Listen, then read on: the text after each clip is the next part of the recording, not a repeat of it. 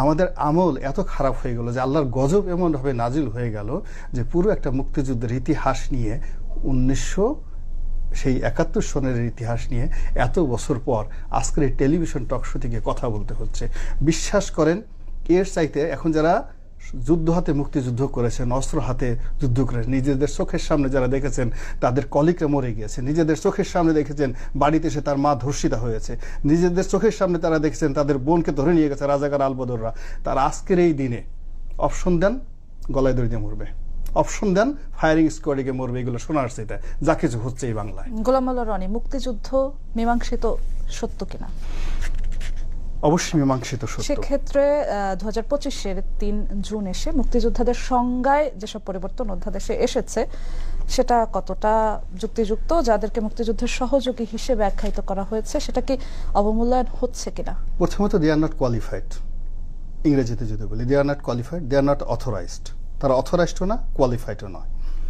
They are not dignified, তাদের কোনো dignity নেই, এবং they don't have any legal entities, এবং they have no morality to do this thing.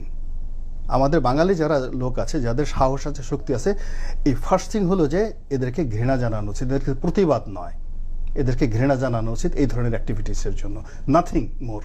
আপনি চিন্তা করেন ডক্টর মোহাম্মদ ইউনূস বা অন্যান্য এখন যারা আছেন তাদের কি পরিচয় হতো যদি মুক্তিযুদ্ধ না হতো?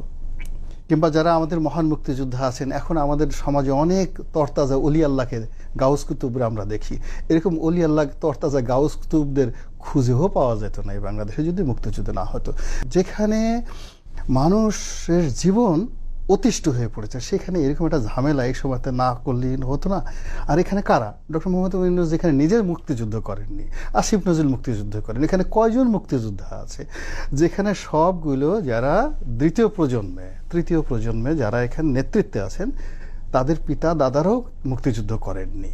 তো এরকম একটা যাকে বলা হয় যাদের শুরু থেকে শেষ পর্যন্ত পুরোটাই বিতর্কের মধ্যে, পুরোটাই স্বপ্নের মধ্যে, পুরোটাই একটা যাকে বলা হয় কি বলবো, কিছুই বলা যায় না, মানে বোগাসবো।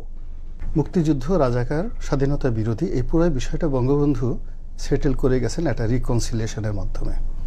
তিনি যাদেরকে শাস্তি দেওয়ার, যাদেরকে ক্ষমা করার এবং যাদেরকে তালিকা করার সবকিছু করে গেছেন।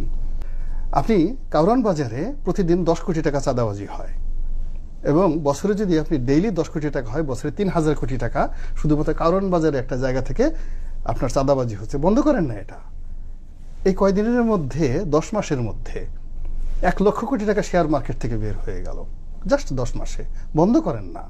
ডক্টর মোহাম্মদ ইউনূস 12 বার গেল বিদেশ।